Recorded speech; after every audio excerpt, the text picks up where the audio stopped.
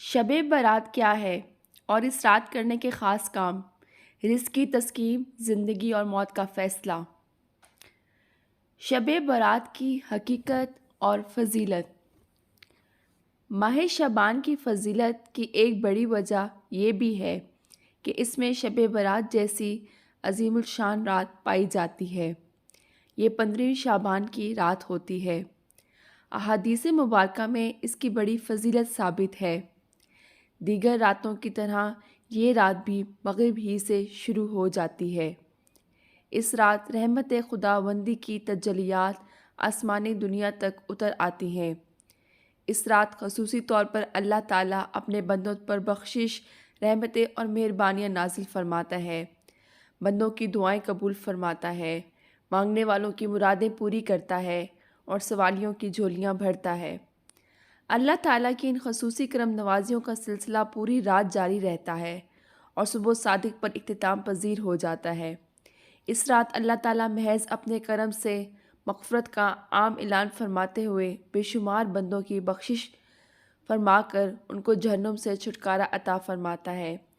برات کے معنی نجات پانے کے ہیں، چونکہ اس رات اللہ تعالیٰ بہت سے لوگوں کو جہنم سے نجات دیتے ہیں، اس لیے اس کو شب برات کہا جاتا ہے۔ مغفرت سے محروم چند بد نصیب لوگ۔ شب برات مغفرت کی عظیم الشان رات ہے، لیکن کچھ بد نصیب ایسے بھی ہیں کہ اس عظیم رات بھی بخشش سے محروم ہو جاتے ہیں، معاذ اللہ۔ ایسے بد نصیبوں کا ذکر مختلف احادیث مبارک میں وارد ہے۔ کسی مسلمان کے لیے دل میں بغض اور کینہ رکھنے والا، رشتہ داری توڑنے والا، کسی مسلمان کو ناحق قتل کرنے والا، بدکار عورت، شرک اور کفر کرنے والا، والدین کا نافرمان۔ بعض روایات میں شرابی کا بھی ذکر آیا ہے۔ ان احادیث مبارکہ کا درس یہ ہے کہ ان گناہوں سے بچنے کی بھرپور کوشش کی جائے، اور جو لوگ ان گناہوں میں مبتلا ہیں وہ ان سے سچی توبہ کر لیں تاکہ وہ شب برات کو اللہ تعالیٰ کی مغفرت کے حقدار قرار پائیں۔ شب برات کے اعمال اور عبادات۔ شب برات بڑی فضیلت والی رات ہے۔ اس رات امت کے بزرگان دین عبادات کا خصوصی اہتمام فرماتے رہے ہیں۔ اس رات عبادات کے لیے جاگنا اجر و ثواب کا باعث ہے، اس لیے ہر شخص کو اپنی وسعت کے مطابق نوافل، ذکر و تلاوت اور دعاؤں وغیرہ کا اہتمام کرنے کی سعادت حاصل کرنی چاہیے۔ اخلاص کے ساتھ رات کا جس قدر بھی حصہ عبادت میں بسر کرنے کا موقع میسر آ جائے تو فضیلت کی بات ہے۔ واضح رہے کہ شب برات میں قرآن و سنت سے کوئی بھی مخصوص عبادت ثابت نہیں، بلکہ اس میں عام عبادات جیسے نماز، تلاوت، ذکر اور دعاؤں وغیرہ ہی کا اہتمام کرنا چاہیے۔ شب برات میں دعا کی قبولیت۔ حضرت امام محمد بن ادریس شافعی رحمۃ اللہ نے فرمایا، ہمیں یہ بات پہنچتی ہے کہ 5 راتوں میں دعا زیادہ قبول ہوئی ہے، یعنی جمعہ کی رات، عید الاضحیٰ کی رات، عید الفطر کی رات، ماہ رجب کی پہلی رات اور 15 شعبان کی رات۔